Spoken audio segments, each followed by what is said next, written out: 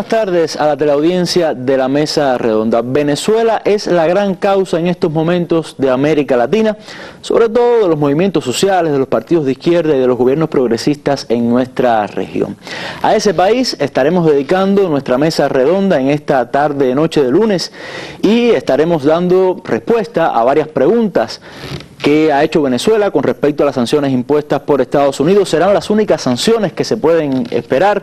¿Cuál ha sido la reacción dentro de ese país y fuera, también en el continente? Bueno, todo eso, repito, estaremos dándoles respuesta y para ello me acompañan tres panelistas habituales en nuestro programa. La doctora Ana Teresa Badía, periodista de Radio Rebelde, el licenciado Lázaro Barredo, periodista de la revista Bohemia, y el licenciado Jorge Legañó Alonso, subdirector de la Agencia de Información Nacional AI. Venezuela no está sola, ese es el título de nuestra Mesa Redonda. Por favor, quédese con nosotros.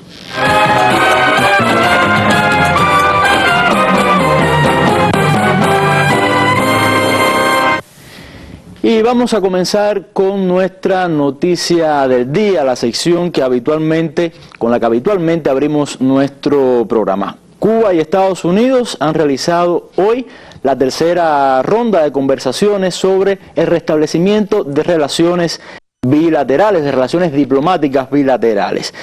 Según una nota publicada en la página web de Cuba Debate, dice que Cuba y Estados Unidos, como decía, retomaron hoy las negociaciones en las que se espera un avance en el restablecimiento de sus relaciones diplomáticas y la apertura de embajadas a tiempo para la Cumbre de las Américas en abril próximo, deseo expreso de la parte norteamericana. Aunque se trata de una ronda crucial, los temas pendientes que hasta ahora entorpecían la apertura de embajadas, no se deben esperar grandes anuncios, según ha advertido desde el Departamento de Estado, de Estados Unidos. En su reciente cara a cara en Washington el pasado 27 de febrero, la parte cubana recordó dos escollos en este proceso: la presencia de la isla en la lista que unilateralmente elabora Estados Unidos de países patrocinadores del terrorismo, de la apertura de embajadas, y los problemas bancarios que afrontan los servicios consulares de Cuba en Estados Unidos al carecer de un banco estadounidense que los represente. Solamente destacar además otras dos noticias importantes para nuestro país: el encuentro sostenido hoy del presidente sudafricano Zuma con el primer vicepresidente cubano Miguel Díaz-Canel, quien realiza una visita oficial de trabajo en ese país, y también el recibimiento por parte del presidente de los Consejos de Estado y Ministros, general de Ejército Raúl Castro Ruz, al canciller de la República Popular Democrática de Corea, que se encuentra de visita en nuestro país. Tres noticias, vamos a decirlo así, tres noticias del día relacionadas con nuestro país. Vamos a pasar ya a los temas que nos ocupan en la tarde-noche de hoy.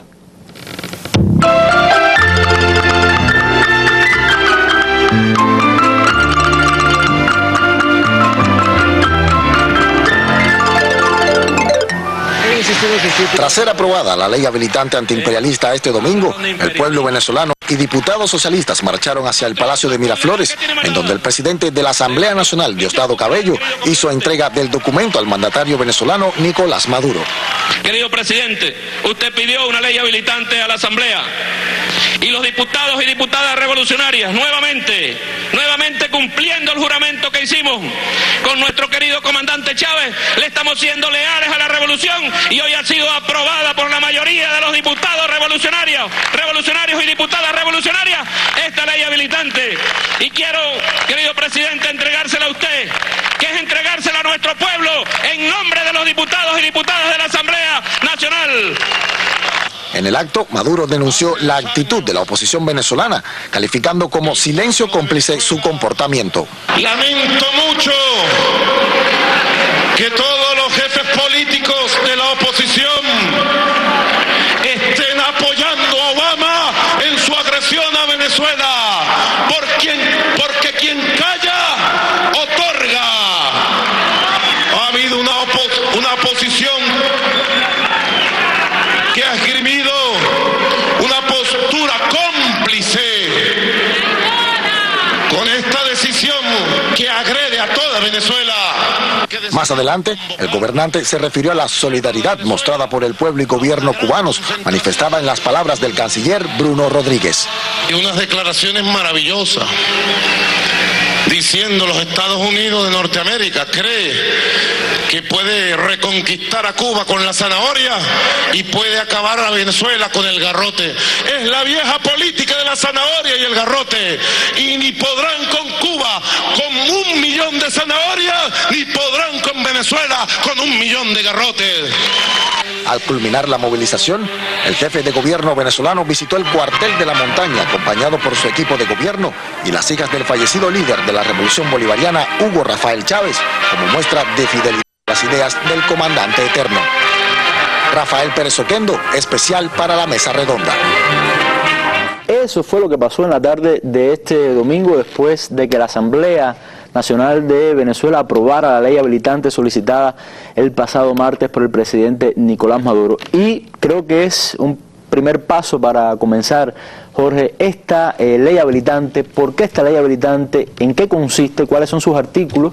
¿Y qué posibilidades, qué herramientas le da el presidente Maduro para afrontar esta crisis tras las sanciones norteamericanas? Sí, buenas noches, Oliver, y a los amigos televidentes. Bueno, aquí tenemos una copia de la ley habilitante. Ya salió publicada en la Gaceta, ya, ¿no? Está publicada. Esta es una copia publicada en la Gaceta de la República Bolivariana de Venezuela en el día de hoy. Por tanto, ya es un documento en pleno vigor. Exacto, ya entró en vigor. Sancionada ayer en segunda discusión, cumplió todos los pasos. Y bueno, aprobada con los 2/3 o sea, mayoría calificada, 2/3 de la Asamblea Nacional de 165 diputados. Decir para los que no entendidos, a los pocos entendidos en este tema de las leyes habilitantes, que no es la primera vez que el chavismo gobierna con una ley habilitante. Las leyes habilitantes lo que permiten tampoco es solamente en el chavismo. En épocas de Carlos Andrés Pérez también existieron leyes habilitantes para determinados temas. Durante la presidencia del presidente Hugo Chávez, bueno, pues también se hicieron leyes habilitantes para enfrentar catástrofes. Las leyes habilitantes lo que permiten es que el presidente pueda dictar decretos con rango, valor y fuerza legal. Y así agilizar un poco, ¿no? Y así agilizar, agilizar recursos. Exacto. En el caso de una catástrofe. Y ante esta amenaza del gobierno de los Estados Unidos y la orden ejecutiva que firmara el lunes pasado el presidente Barack Obama, pues bueno, el país decidió que es necesario, ante cualquier eventualidad que pueda suceder, ese país está abierto a cualquier eventualidad que pueda suceder, pues el presidente pueda tomar con agilidad y dictar decretos que normen todo lo que pueda hacer el país en ese momento. Bueno, tiene 4 artículos fundamentales. La ley habilitante estará en vigencia, estará habilitado el presidente para gobernar con esta ley habilitante hasta el 31 de diciembre de este año. El primer artículo, los 5 temas fundamentales: protección contra la injerencia de otros estados en asuntos internos de la República, contra acciones belicistas, actividad externa o interna que pretenda violentar la paz, la tranquilidad y el funcionamiento de las instituciones democráticas por un mundo más seguro. En fin, un grupo de requerimientos que permiten que el presidente, como ya reiterábamos, pueda asumir la función legislativa y estos decretos leyes, bueno, sacarlos. En sentido general, incluso habla de que va a permitir que el presidente pueda establecer coaliciones que consoliden la soberanía regional con otros países de la región. Y como hemos visto, yo creo que el principal efecto de esta orden ejecutiva de Obama ha sido la unidad del pueblo alrededor de la figura de Nicolás Maduro y de esta agresión que veíamos del imperio estadounidense. Por tanto, la ley habilitante ha sido bien acogida en Venezuela, es algo de lo que estaremos hablando en la mesa, y los diputados supieron defender cada uno de los artículos muy bien. Ayer lo que veíamos en la discusión en la Asamblea Nacional fue solidez y un marcado patriotismo de cada uno de los diputados que intervinieron. A mí me llama la atención, Jorge, y bueno, tú eres un gran conocedor de Venezuela, no esperaba otra cosa, pero igual me llama la atención que en momentos tan difíciles el chavismo ha mantenido una unidad, pero se ve en la Asamblea Nacional con los diputados, se ve en el propio gobierno, se ve incluso entre figuras importantísimas como puede ser Diosdado Cabello, el presidente Maduro, que tanto se quiso dividir. No solamente ha sido en el chavismo, fíjate, hay que ver eso como el gran polo patriótico, porque dentro de la Asamblea Nacional no todos los diputados son del Partido Socialista Unido de Venezuela, también hay diputados de otras nomenclaturas políticas. Pero son chavistas, pero aglomerados en el gran polo patriótico. Y ha habido una respuesta excelente del gran polo patriótico. Las declaraciones que hemos visto hoy, los lunes todos los partidos políticos venezolanos se reúnen, hacen declaraciones, y hoy incluso veía el llamado del Partido Comunista de Venezuela un partido muy crítico también con el presidente, con el chavismo, de alguna manera, esa crítica constructiva, ¿no? Están llamando para el 19 de abril a una marcha internacional en favor de respaldo a la revolución bolivariana. Por tanto, estamos hablando de que hay respaldo incluso dentro de la izquierda y se ve mucha más unidad. Las críticas aisladas y muy fraccionadas realmente. Bueno, yo les propongo ir ahora hasta el Centro de Operaciones Internacionales. Ahí está la colega y periodista Irma Shelton, que tiene el teléfono a Yuri Pimentel. Yuri Pimentel es el presidente de Venezolana de Televisión y, bueno, seguro nos hablará de la situación interna allí y de qué está haciendo también los medios de comunicación, que siempre en Venezuela la política es muy mediática y seguramente, bueno, juega un papel fundamental. Escuchemos qué dice Yuri Pimentel. Sí, efectivamente, hemos hecho contacto telefónico en Caracas, Venezuela, con Yuri Pimentel, presidente de Venezolana de Televisión. Yuri, nos interesa conocer cómo se está comportando la guerra mediática contra su país y qué están haciendo ustedes como medios gubernamentales para contrarrestarla.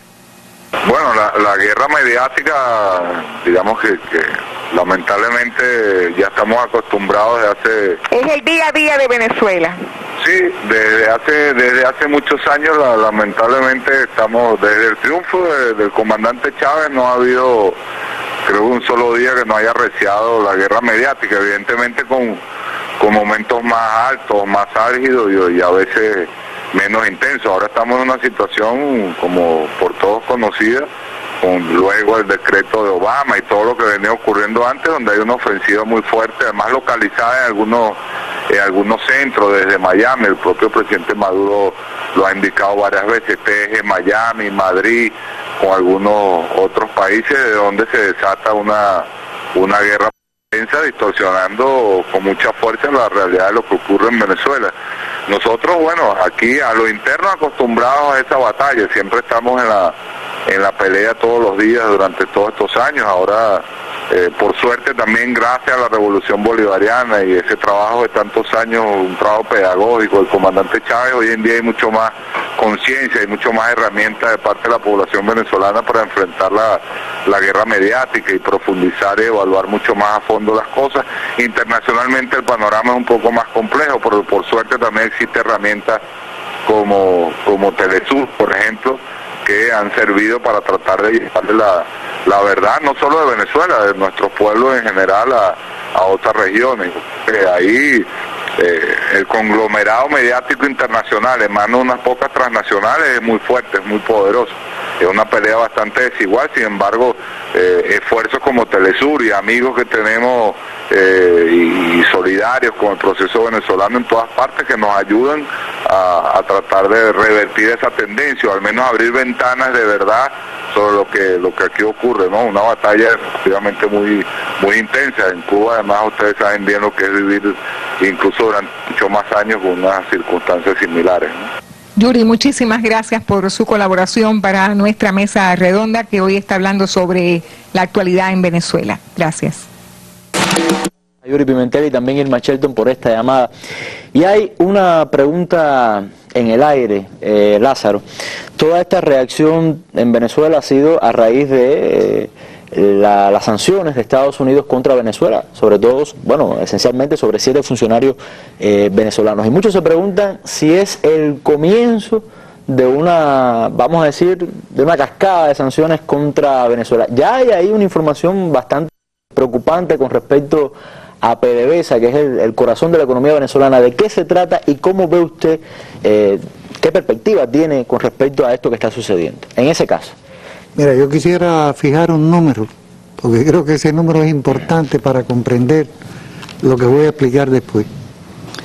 En el mundo hoy, según diversas fuentes internacionales,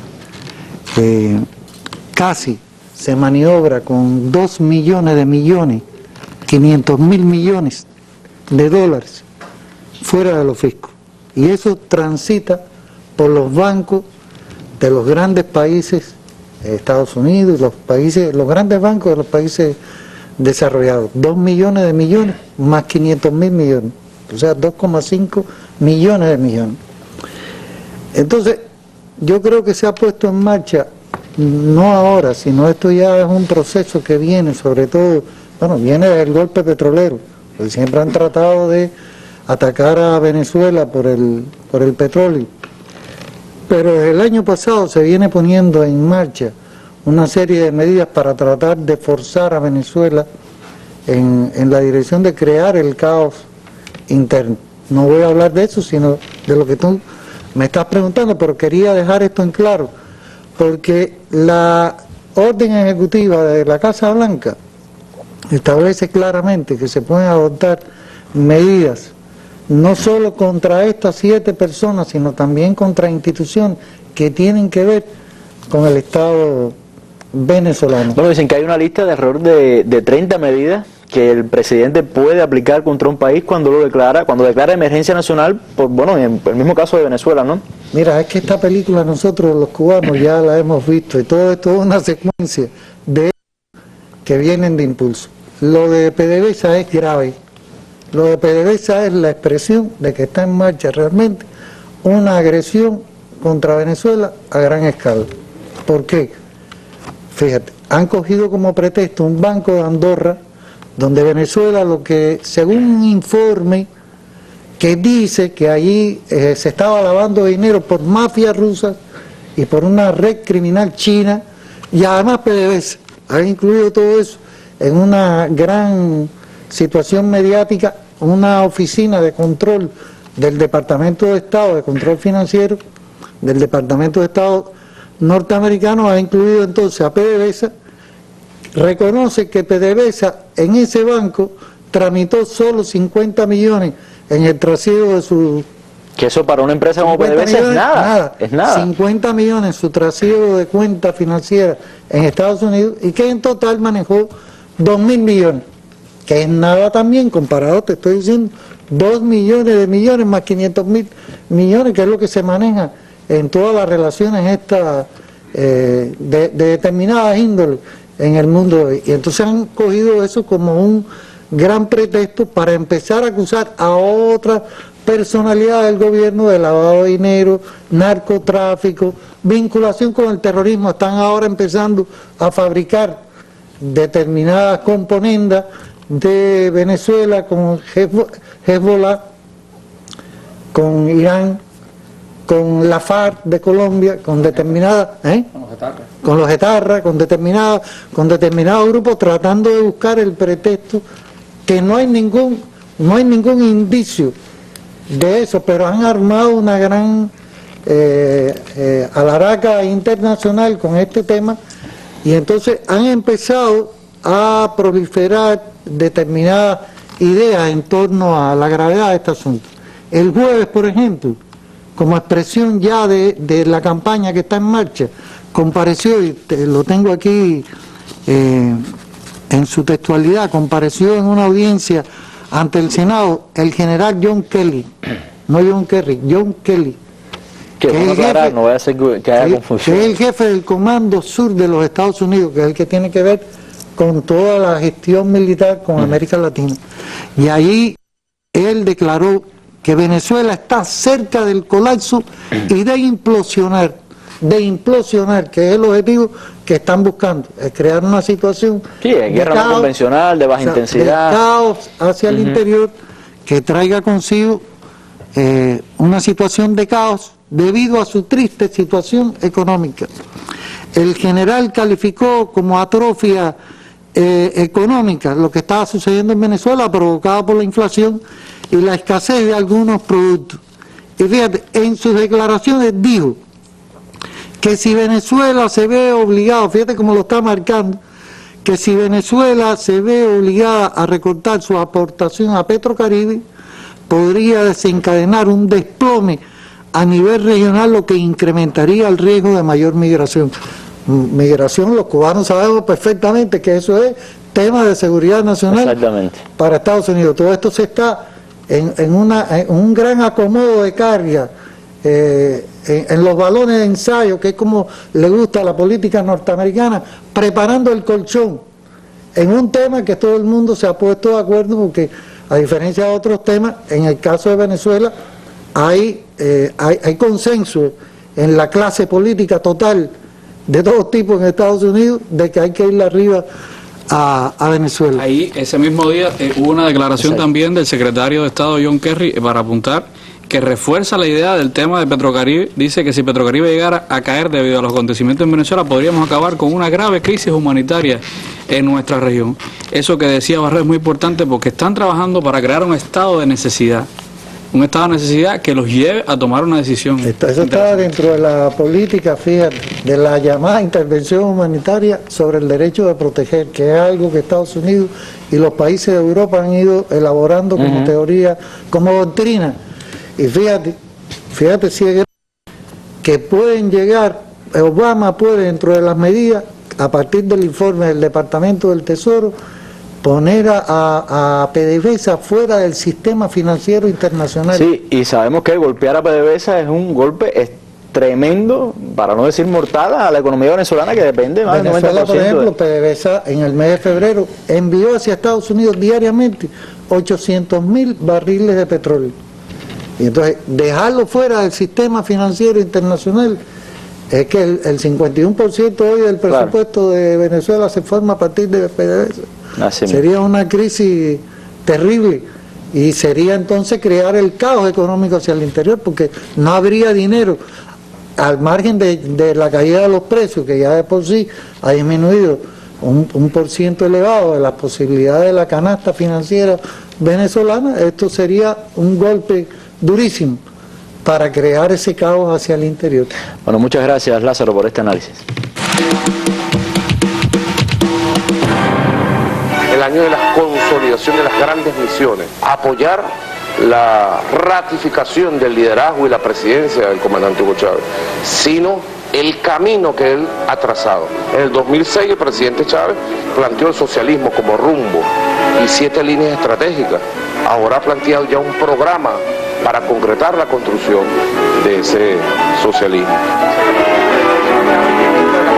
Tratar de lograr revertir los 100 años de dependencia de la renta petrolera. El modelo que el imperialismo norteamericano le impuso a nuestro país hace 100 años exactamente, a revertirlo. Estamos en una ofensiva de construcción de los simientes reales de la UNASUR, la consolidación de la CELAC. El comandante Chávez siempre le ha dado lecciones en relación a eso y se lanzó para la calle con el pueblo. Y la derecha en el mundo decía que iban a ganar con el 20% que la revolución bolivariana se acababa, y ahí está la fuerza de un pueblo que nunca le ha fallado a Chávez, porque Chávez nunca le ha fallado a nuestro pueblo, ni a los pueblos de América Latina. Y ahí está el gran regalo del 7 de octubre, la medicina. Usted lo vio aquí en la Mesa Redonda.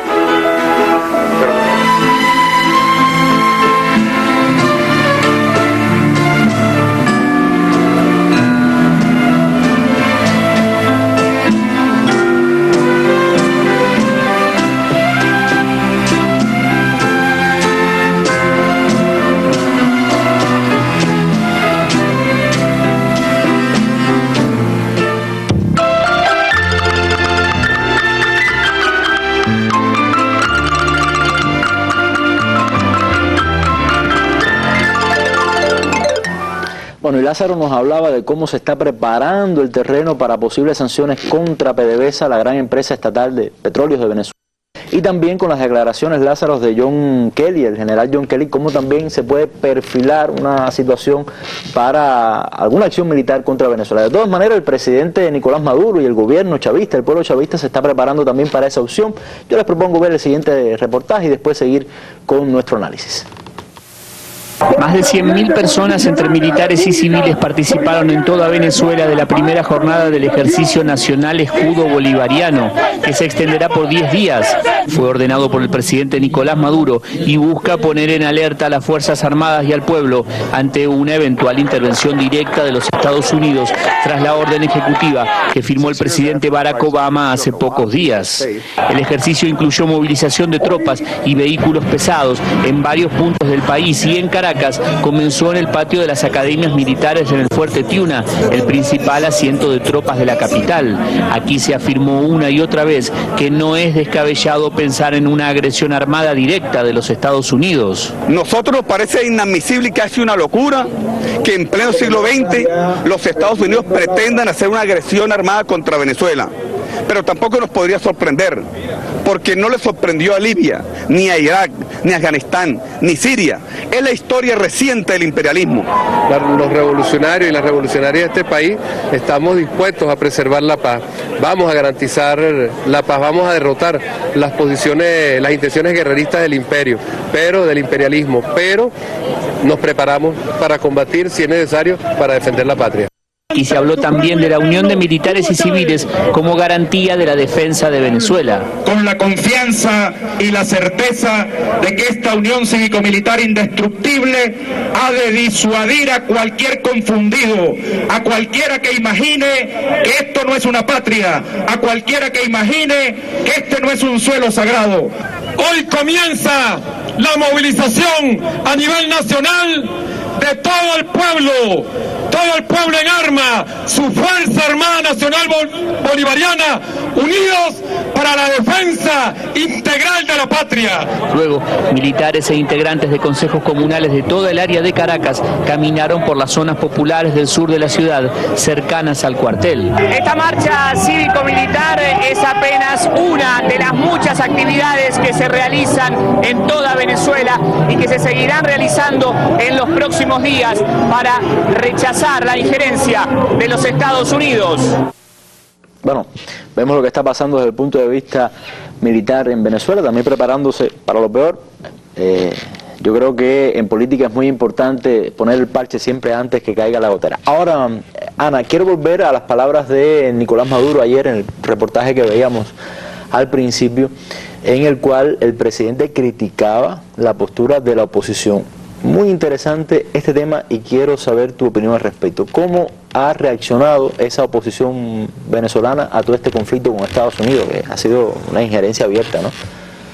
Bueno, muy buenas noches. Yo creo que habría que diferenciar también en cierto sentido, porque dentro de la oposición venezolana hablamos de los consabidos radicales y de otros moderados. Los radicales no han abierto la boca para condenar el decreto norteamericano. También durante las últimas horas, bueno, la MUD ha dado a conocer un texto en el cual culpa al gobierno de Venezuela, diciendo supuestamente que Venezuela no es una amenaza para nadie.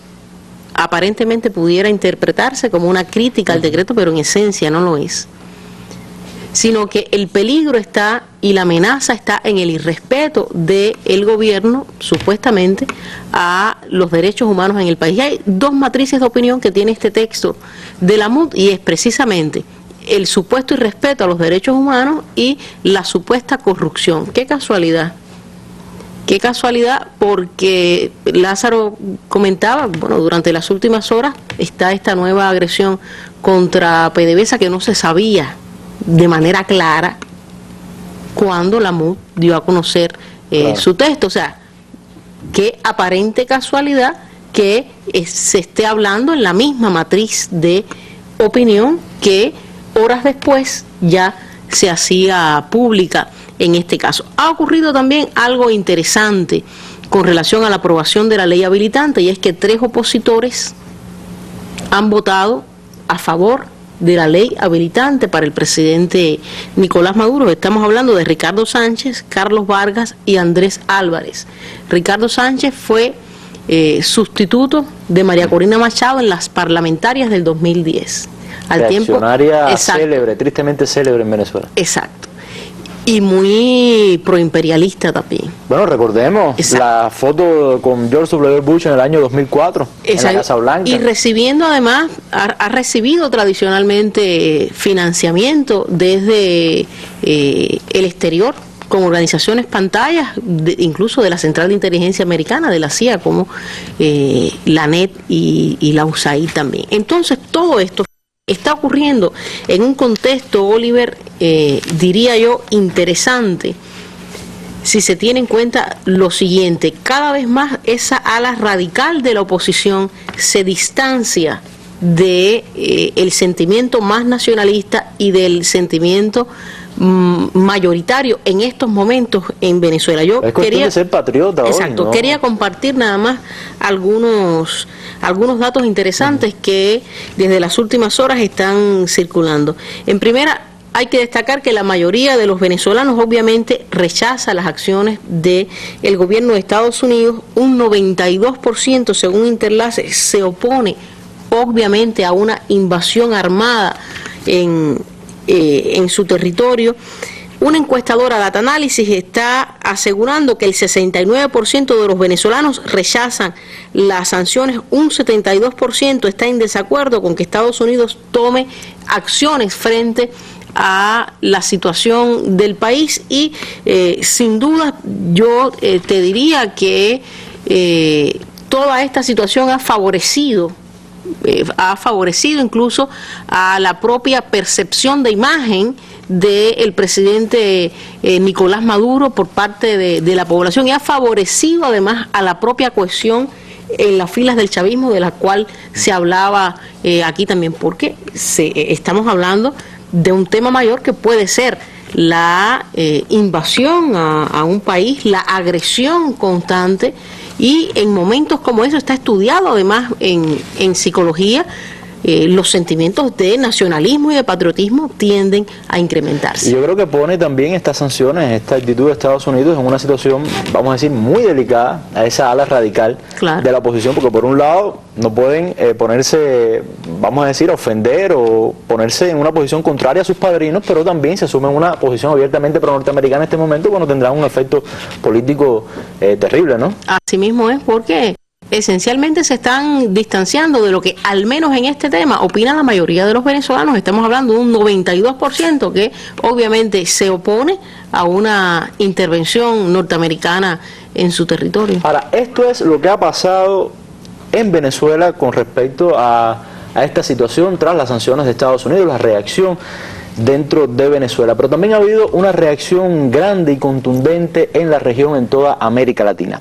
Vamos a ver lo que pasó en UNASUR, en una reunión de cancilleres de UNASUR hace prácticamente unos días, y estamos de regreso para analizar ya este fenómeno desde el punto de vista regional.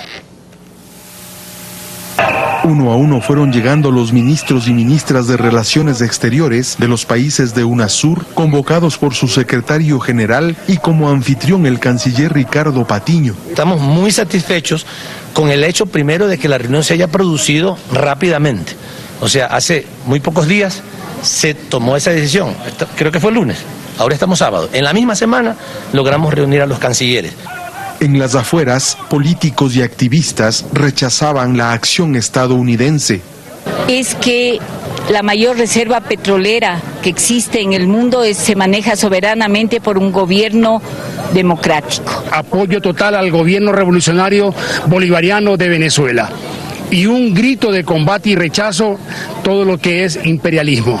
Luego de 4 horas de deliberaciones, se emitieron 2 comunicados, el uno respaldando el sistema democrático en Venezuela, haciendo un llamado al diálogo. Creo que ese es el comienzo para la solución de los problemas de Venezuela, y es que se restablezca el diálogo, el proceso electoral, en fin, que haya, sin lugar a dudas, que haya una consideración al valor que tienen los espacios democráticos. El otro comunicado tiene que ver con el rechazo unánime al decreto ejecutivo del gobierno de los Estados Unidos de América, que califica como una amenaza para su seguridad a Venezuela. Los Estados miembros de UNASUR reafirman su compromiso con la plena vigencia del derecho internacional, la solución pacífica de las controversias y el principio de no intervención. Además, se concluyó con la solicitud para que se derogue el mencionado decreto, pero según el canciller del Ecuador, dejando la puerta abierta para el diálogo. Le pedimos a Estados Unidos que evalúe acciones que permitan retomar el diálogo franco al más alto nivel con Venezuela. Esperamos que Estados Unidos reaccione positivamente ante esta decisión de UNASUR. Según las autoridades ecuatorianas, ha sido notoria la importancia que los miembros de la UNASUR le han dado a esta reunión extraordinaria de cancilleres, ya que se ha contado con la presencia de los 12 ministros de Relaciones Exteriores de los países que componen este organismo regional. Bueno, Jorge, quiero que nos comentes sobre este tema. ¿Cuál ha sido la reacción regional, no solamente en la UNASUR, sino también a nivel de presidentes, de figuras políticas en la región? ¿Este tema cómo se ha tratado? Mira, yo quería, antes que pasemos al tema de UNASUR, esta mañana yo estuve a las 7 de la mañana, aún era de noche, en un acto de solidaridad de la Antillana de Acero, aquí en La Habana, de respaldo y de rechazo a la medida de Obama. Y había que ver cómo esos trabajadores siderúrgicos, que son gente de obreros de verdad, de trabajo duro, defendían con pasión la revolución bolivariana y las declaraciones que hacían. Muy interesante esto porque siempre se repetía una palabra: Chávez, Chávez, Chávez. Y esas mismas 3 veces repetida palabra es lo mismo que hemos escuchado por estos días en toda América Latina, y no solamente América Latina, sino en Europa, las marchas que hemos visto, en África, en Australia, increíblemente, en todos los lugares, el respaldo a la revolución bolivariana. Y es que Chávez es la arcilla de América Latina, esa arcilla que él supo amalgamar, y de ahí surgió el ALBA, de ahí surgió UNASUR, de ahí surgió CELAC. Entonces estamos viendo hoy el fruto de todo el trabajo que hizo la revolución bolivariana a lo largo de estos años. Por tanto, esta declaración que hizo UNASUR el sábado de rechazo y de pedirle a Obama, así con nombre y apellido, muy diplomáticamente le solicitamos, pero le están pidiendo al presidente Obama que derogue la orden ejecutiva. Si no me traiciona la mente y mi juventud, yo diría que como nunca antes América Latina está en condiciones de responderle a Estados Unidos. El escenario ha cambiado. Esta no es la América Latina de los 70, de los 80. Esta es una América Latina aglutinada en torno a una idea de independencia del tutelaje norteamericano, y algo que reforzaban una y otra vez los cancilleres en esta reunión de UNASUR en Quito: el consenso. A esta declaración de Quito de respaldo a Venezuela se llegó por consenso. ¿Consenso de gobiernos de derecha, de izquierda? De gobiernos de derecha de centroizquierda, y de izquierda. Personalidades, bueno, ¿para qué vamos a hablar? Casi todos los presidentes de América Latina se han pronunciado, pero estamos en un escenario complejo de cara a la cumbre de las Américas, que es el 10 y 11 de abril. Pero bueno, se han reforzado 3 palabras fundamentales: paz, democracia y derechos humanos. Y todo ello se está reforzando en la región. Estas 3 palabras. Ha sido una declaración contundente esta de UNASUR, de unidad de la región. Hay próximamente una cumbre también del ALBA, ¿no? No, próximamente no, es mañana. En la mañana estarán martes, los mandatarios y representantes del ALBA, estarán mañana en Caracas para expresar su posición. 17. Sí, cómo no.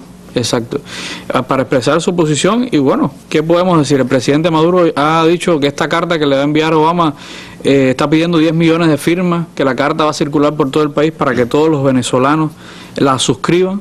Esta no es una agresión más, decía la canciller Delcy Rodríguez, que es la 148 declaraciones contra Venezuela en menos de un mes ha hecho el gobierno de los Estados Unidos, y Maduro ha reiterado el diálogo. El año pasado hubo con UNASUR diálogo que hizo que se sentara la mesa y el gobierno, la mesa de la unidad democrática, o sea, la posición venezolana y el gobierno, sobre una misma idea de acabar con la guarimba, la desestabilización en el país y tal.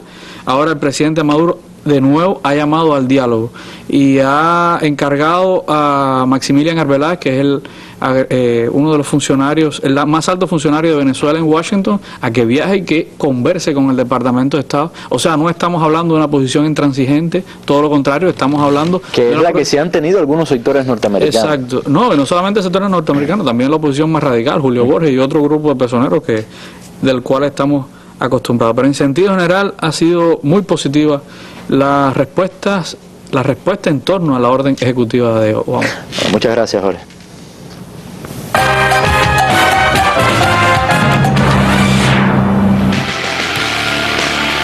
Este martes y jueves, en la Mesa Redonda, la política de inversiones en el país. ¿Qué se entiende por una inversión? ¿Cuáles son los elementos fundamentales de un proceso inversionista? ¿Qué normativas rigen en el país para los inversionistas? ¿Cuáles son las dificultades principales? Sobre estos importantes temas se hablará martes y jueves en la mesa redonda con la participación de directivos del Ministerio de Economía y Planificación y del Instituto de Planificación Física. Si usted desea exponer su criterio o hacer una interrogante, puede llamar de martes a jueves entre 9 de la mañana a 5 de la tarde al teléfono 7646-5900. También puede hacerlo el martes entre 7 y 8 de la noche durante la transmisión del programa al teléfono 7831-2484. Puede además utilizar nuestro correo electrónico mesarredonda@enet.cu o comentar en los sitios web de la Mesa Redonda y Cuba Debate. Acompáñenos siempre, más allá de la noticia. Bueno, y Jorge nos hablaba de la reacción internacional, más bien la reacción regional de América Latina con respecto a esta arremetida de Estados Unidos contra Venezuela. Y yo me pregunto, Ana, ahora que estamos a las puertas prácticamente de la Cumbre de las Américas, una cumbre que parecía o que parece ser histórica, yo me imagino a todos estos presidentes latinoamericanos como Rafael Correa, como Daniel Ortega, como Evo Morales, en esa cumbre tratando el tema de Venezuela. El verbo es encendido que los caracteriza. ¿Cómo tú ves este fenómeno con Venezuela con respecto a la Cumbre de las Américas? Una cumbre en la cual han trabajado tantas personas para que sea un éxito y ahora Estados Unidos viene como a meter una cuña, ¿no? Yo comenzaría nada más con recordando las declaraciones del presidente boliviano Evo Morales con relación a la cumbre, y dice así: si Obama no quiere encontrarse con la horma de su zapato antes de la Cumbre de las Américas, que pida perdón a América Latina y en especial a Venezuela. Yo creo que eso sintetiza la posición de la mayoría de los gobiernos de América Latina, incluso con sus diferencias ideológicas. Estamos a las puertas de una cumbre que políticos como el presidente colombiano Juan Manuel Santos ya había calificado de histórica por la participación de Cuba en la misma. Mañana, cuando se reúnan en Caracas los representantes del ALBA, se va a definir una postura común de las naciones miembros de ese ente integrador con relación a la cumbre. Y ahí se decidirán si se acude a la cumbre, y cito declaraciones de fuentes que yo pienso que sí que se deba acudir a la cumbre, lo que con una posición común, mensaje, exacto, claro. con una posición común, o sea, y desde mi punto de vista yo veo casi como un gesto de desdiplomacia y como un desaire a América Latina esta postura norteamericana. Si se mira a la cumbre, estamos, lo decía Jorge, en un contexto latinoamericano diferente. Las cumbres de las Américas nacieron en 1991, tuvieron su primera sede en Miami y defendían la instauración o la implementación en América Latina de el ALCA, todos lo recordarán. Hoy estamos en una América Latina completamente diferente, en una América Latina cuya postura común, entre otras causas, llevó precisamente a que Cuba estuviera participando en la próxima cumbre, fuera invitada, que llevó también a que en el año 2009, y lo recordarán, fuera derogada aquella resolución de la Organización de Estados Americanos, de la OEA, que de manera unilateral expulsaba a Cuba. O sea, ya desde el año 2009 América Latina o los representantes latinoamericanos lograron que fuera derogada aquella resolución unilateral y dijeron que Cuba se incorpore. Y ya te digo, a las puertas de la cumbre es un gesto bastante desagradable. Que además se había hecho tanto esfuerzo, exacto, como decía, por parte del propio gobierno de Panamá, de los gobiernos, exacto, latinoamericanos, llegar en consenso para que la cumbre fuera un éxito, y ahora esto es como un jarro de agua fría, ¿no? Exacto, esto sin dudas, ya te digo, es un gesto desde mi punto de vista casi que en contra de la diplomacia, o pudiera verse incluso como una falla en la política exterior norteamericana, en momentos en los cuales Estados Unidos está tratando desde los últimos tiempos de recomponer ciertas relaciones con América Latina, las cuales había descuidado después del 11 de septiembre de 2011 por muchísimas razones internacionales, por muchísimas estrategias internacionales, pero de hecho había sido así, se había descuidado absolutamente la relación con América Latina, y desde los últimos tiempos varios expertos y varios analistas habían comenzado a interpretar que Estados Unidos estaba intentando o tratando de tener otro tipo de relación con América Latina, que desde los últimos días con este nuevo gesto habría que valorar. Mañana, reitero, será un día crucial con relación a lo que van a determinar las naciones del ALBA con miras a la Cumbre de las Américas del próximo abril en Panamá. Yo me atrevería a asegurar que, salvo que Estados Unidos derogara esta orden ejecutiva, cosa que dudo, porque realmente un imperio nunca da un paso atrás en su forma de ser. Estados Unidos es un imperio, así se sienten ellos, hay que ponerse en la psicología de ellos. El tema, como lo fue Cuba en Trinidad y Tobago en el 2009, y como lo fue Cuba en Cartagena de India, o sea, todo el mundo demandando el fin del bloqueo a Cuba, Cuba de nuevo en el sistema latinoamericano y en las cumbres de las Américas, pues Venezuela, estoy convencido, será el reclamo de esta cumbre.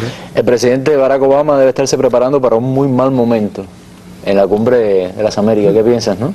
Bueno, habrá que esperar. Habrá que esperar, pero estoy convencido que sus estrategas tienen esto claro, de que esta medida, que puede haber sido, como hay algunos expertos que han dicho, incluso el propio New York Times lo ha criticado, ¿no? Ha dicho que lo que favorece al gobierno de Nicolás Maduro, y algunos expertos en ese sentido han apuntado que Obama lo que está es robándole al ultraderechismo algunas de sus banderas. Pues yo creo que en sentido general se la va a ver con bastante reclamo y presión de América Latina, como en Trinidad y Tobago cuando Chávez se plantó, y luego también en Cartagena de India. Eso nos lleva también a otro análisis, Lázaro, y es a la estrategia de Estados Unidos. No me refiero solamente al presidente Obama, que es vamos a decir, una arista del poder norteamericano, sino la estrategia de Estados Unidos con respecto a Venezuela y Estados Unidos. Pero antes quiero caer en esto que decía, porque el propio Nicolás Maduro, el presidente venezolano, decía que él entendía las presiones que había sobre el presidente Obama. ¿Cree usted que en parte Obama también actúa bajo presiones con respecto al tema de Venezuela? Yo creo que la política hacia Venezuela tiene un consenso en Estados Unidos y responde a las estrategias, a los grupos de interés. Fíjate, Venezuela es el nodo central hoy para Estados Unidos en el orden de la integración latinoamericana.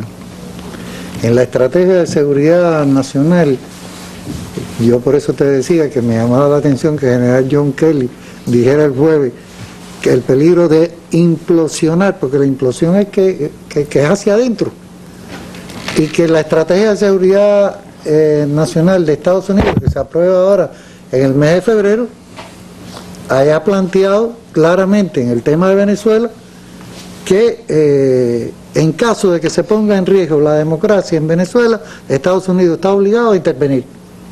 Lo está dicho así en palabras más o menos. Y hay que estar claro que la seguridad nacional para Estados Unidos no es un problema de orden interno, sino es un problema de escala planetaria. Y sobre esa base se mueven sus estrategias. Yo creo que el compañero Bruno Rodríguez no dijo lo de la zanahoria y el garrote por gusto, porque es la realidad de lo que aquí está, de lo que está en juego. Fíjate, algunos dicen que es extremado que se hayan hecho todas las maniobras militares en Venezuela. Yo siempre he partido del concepto de Fidel, de que es un trabalengua, prepararnos para lo peor, convencido de que lo peor nunca será tan peor como lo peor que previmos. Siempre hay que prepararse para lo peor. Y a partir de ahí tú tomas todas las medidas, porque lo que está claro es que el imperialismo ha puesto en marcha un plan de agresión amplio contra la nación bolivariana. ¿Cómo lo va a realizar? Si va a haber intervención o si va a haber las provocaciones y van a crear todos los efectos económicos. Las sanciones de las que estábamos hablando. Pero el hecho real es que aquí está en juego, por eso Venezuela es el centro, porque es la única manera que tiene de desbaratar hoy CELAC, ALBA, que se le están convirtiendo en cabeza, en cuñas contra la política imperial, y que está teniendo un reflejo, porque hoy lo que está en juego aquí también es, fíjate, es la posición atlantista, la posición de la OTAN de Europa y de Estados Unidos hacia América Latina, en estos momentos, por ejemplo, está reunido en Panamá la cumbre de Parlamento de América Latina y la Unión Europea. Y estoy convencido que este es el tema medular que está en la discusión, porque el problema es que para Europa y Estados Unidos se les ha ido de la mano a América Latina. China, desde principios de este siglo, en lo que va del siglo XXI, en el orden del comercio, ha crecido por 10 su comercio con América Latina. Estados Unidos ha decrecido en sus importaciones de América Latina de un 50 a un 30%. Y una puerta importante de esas inversiones chinas y rusas han sido precisamente los países progresistas, las revoluciones en América Latina. Entonces están precisamente tratando de enfrentar, le tienen declarada a Argentina la guerra con el fenómeno de los fondos buitres. A Brasil le tienen el pie montado ahí en toda la situación que está ocurriendo. No poco problema tienen que asumir Bolivia y Ecuador. Nicaragua está enfrentado, fíjate que le hicieron el triángulo centroamericano, excluyendo a Nicaragua por el canal, para presionar en la dirección del canal. Es decir, hay un movimiento de fuerza. ¿Y cuál es el factor hoy que une a Mercosur y al ALBA? Venezuela. Ahora, ¿por qué Estados Unidos? Bueno, sí. No, es que hay un elemento muy importante también, ya casi que no tenemos tiempo y que quiero que usted me trate, y es que son los mismos actores de la política, los mismos actores que durante estos 50 años han representado a la política anticubana dentro de Estados Unidos, son los mismos actores de la política antivenezolana. Me refiero a los mismos congresistas, los mismos lobbies, las mismas figuras políticas, los mismos periódicos. Los mismos intereses, y además es una manera, sigue la ruta del dinero, es una manera de vivir a cuenta de una política de agresión, porque eso es lo que pasa en el caso de Miami, es lo que pasa en otros escenarios, sobre todo europeos. Y no olvides esto, el pretexto de los derechos humanos, de la democracia, es el pretexto que siempre, no quiero ahora decir si Estados Unidos tiene más o menos problemas, pero óyeme, ¿por qué Estados Unidos, por qué Obama no se ha pronunciado en materia de seguridad nacional con lo que está ocurriendo en México? ¿Por qué Obama no se ha propuesto el tema de seguridad nacional con lo que estaba pasando en Perú? Porque en Perú están ocurriendo cosas graves desde el punto de vista del narcotráfico, la corrupción. ¿Por qué no se ha pronunciado con independencia a las conversaciones con la FARC?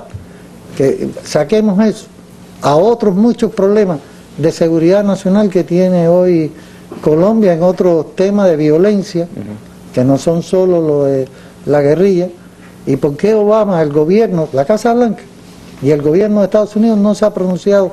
Esos son aliados de él en otros escenarios continentales.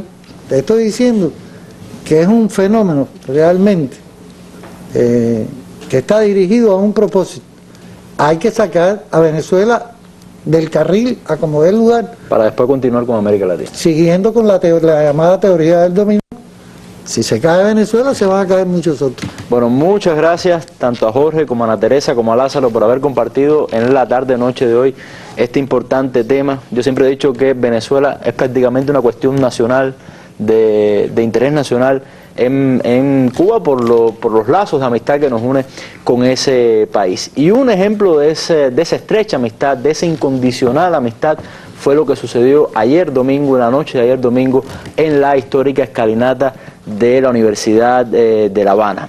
Cientos de cubanos se concentraron allí para que, en un concierto, apoyar a Venezuela, a su gobierno bolivariano, al presidente Maduro, al legado de Hugo Chávez. Esas son nuestras imágenes del día, con ellas nos despedimos. A usted, muchas gracias y muy buenas noches.